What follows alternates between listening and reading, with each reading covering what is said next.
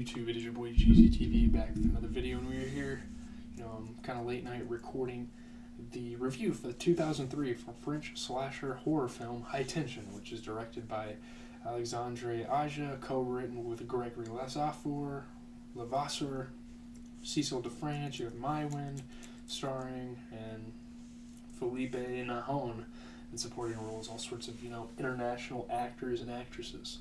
So yeah, critical reception, we have plot, all sorts of stuff, kind of giving my own thoughts. Let's get into the review, boys. So getting into the plot and what happens, obviously I spoil movies. This is nothing new around here. So it follows Marie and Alex, who are best friends, on their way to stay at Alex's parents' house for the weekend to study. They're in college, and it's kind of weird. It's a weird plot that this movie sets up for. When they arrive, Alex gives Marie a tour of her house before they settle down for dinner. After dinner, Marie and Alex get ready to go to bed. As Alex sleeps, Marie lies on her bed listening to music and masturbating, which is kind of fucking weird, but it is what it is. This movie is kind of weird. There's interesting elements going on. It gets a little too comfortable. I don't know. Marie hears a doorbell ring, and Alex's father, Daniel, wakes to answer it. The man at the door is a serial killer, and it's interesting because there's going to be a cool little plot twist, kind of hidden. Well, not hidden. It's known to the audience later on in the movie. So, yeah, the man is a serial killer who slashes Daniel's face with a straight razor. He's not really dead yet, but he's attacking with a razor. His head is pressed between two spindles of the staircase, and the killer shoves a bookcase towards his head, decapitating him. There's some pretty creative, pretty interesting kills in this movie. Obviously, I'm not glorifying violence. I'm not saying that's okay. I know, I was just thinking that in my head. I know someone's going to attack me for being oh yeah, that's kind of creative. Not in the sense that it's cool, but wow, who would have thought about that kill? It's kind of fucking fucked up too, and you're kind of psychotic for even thinking about that. I don't know. But, so the noise awakens Alex's mother, who finds Daniel dead and is approached by the killer. So a lot of things happen at once. There's a really interesting pacing. People get killed pretty quickly. I'm not really sure how I feel about that dynamic of the film. Marie, hearing the mother's screams, quickly arranges the guest room to make it appear that no one is staying there and hides under her bed. Yeah, it's really weird because when you're watching, I feel like if I watch this back, I'd try to figure out some cues as to, this is... We'll get to the twist, actually, never mind. Obviously it's a spoiler review, so we're going to get to it anyway. The killer inspects Marie's room but does not find her. Marie creeps downstairs and finds Alex chained in her bedroom. The killer got to her as well, but isn't planning on killing her, which is interesting, of course, that she would spare her out of everyone. He even killed a little fucking son, their little son that's 8 years old, before killing this college girl. I don't know. Yeah. So, promising to find help, she sneaks into the parents' room to find a phone. After hearing loud thuds, she hides in the closet and through the slats of the door witnesses the killing of Alex's mother as her throat is brutally slashed with a razor.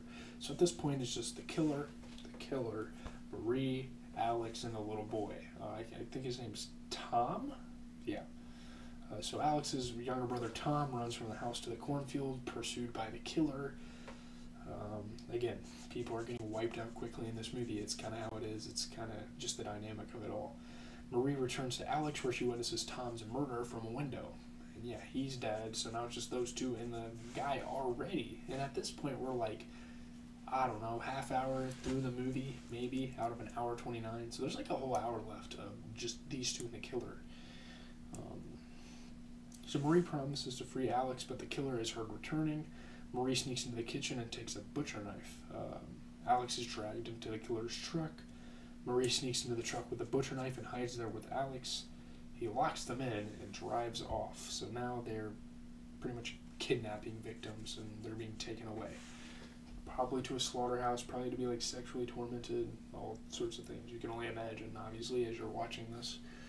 So when the killer stops at a gas station, Marie gives Alex the knife and sneaks into the gas station shop for help.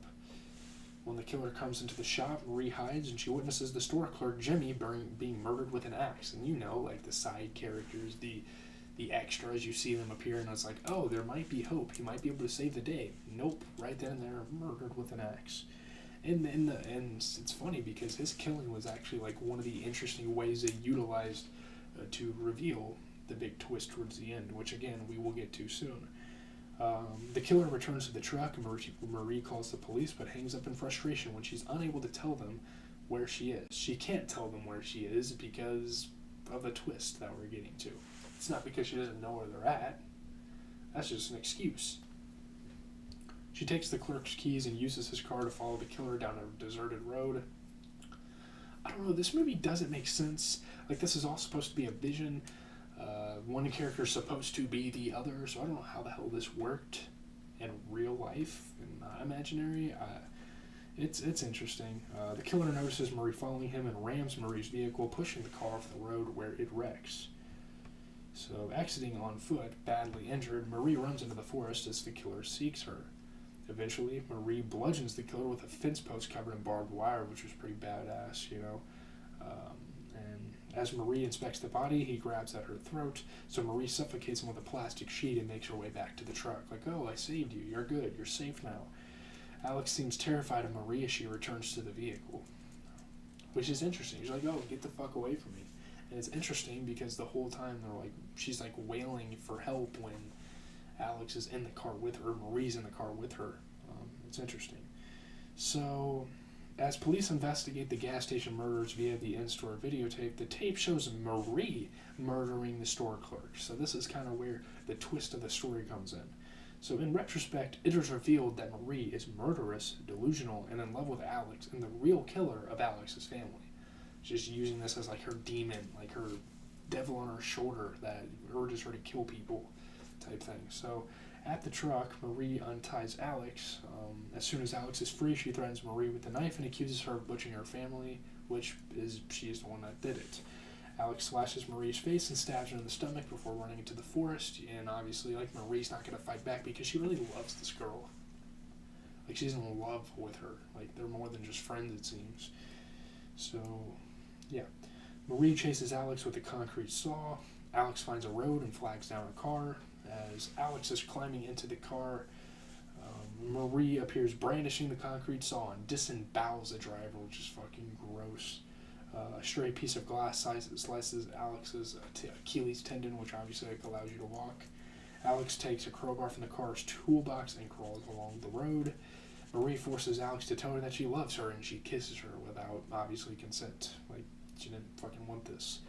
While engaged in the kiss, Alex plunges the crowbar into Marie's upper chest as Marie proclaims she'll never let anyone come between them. Like, she really loves her. She's, like, psychotically in love. Sometime later, Marie is in a psychiatric hospital room with Alex watching her through, like, a one-way mirror. They can see through that, but she can't see back. Marie grins and reaches for Alex, evidently aware that she is behind it and that she's, like, here to visit her or something. You know, she's her friend after all. It's an interesting story. I don't think it's that good of a movie. I think the story is cool, but the twist, all that is nice and dandy, but I don't know. Let's get into the review. So just talking real briefly about this movie, I don't want to dwell on this too much. It's really not that great of a movie. It's not good. I mean, there is indeed a good amount of tension in this French slasher, but the dubbing is bad. The end twist is unbelievable. Yeah, I forgot to mention that to you guys. There is dubbing in this fucking movie, and it's terrible. The voice actors... the ending is, I don't know about the twist, actually. I thought it was kind of cool at first, but I don't know. It's not a great film.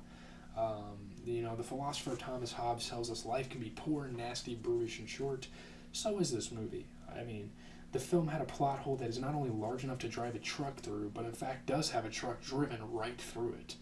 Like, it makes no fucking sense. Like, how is this shit in the dream world even happening? It doesn't, again, it just doesn't make sense. I mean, the film definitely juggles gore and suspense, has unnerving sound design, and has a sinister hemoglobin look that fits the story like a glove, but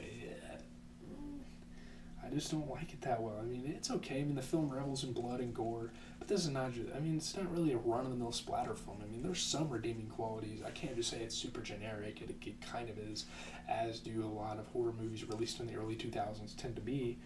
I mean, there's a decent amount of intelligence in both the script and then Alexandre Aja's direction. For those who enjoy horror films and don't mind copious quantities of red-dyed fluids, this one is not to be... it's solid. It's a triumph of the Grand Guignol. The film resembles a pastiche of 70s Americans flat slasher flicks that seemingly stands to add the worldwide glut of Irono nostalgic sequels, remakes, retreads, all that stuff. I mean, it's gratifyingly gory. If you're here for gore, you're in luck.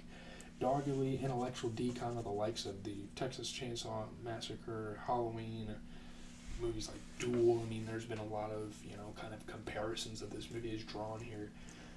I don't think it's great, but, like, if this movie was released in, like, the 70s or something, it'd be pretty cool. People would find the twist pretty awesome. I just don't think it's that good of a movie, and not really a movie I'd care to ever watch again. It is what it is. I'm doing it for the Scratchy poster. We're actually, like, 40% through that list. Shout out to Scratch. I mean, giving me content. I might buy the action movie one and do that as well. Because I like watching movies, I've kind of gained a love for doing that through the channel. It's awesome, so...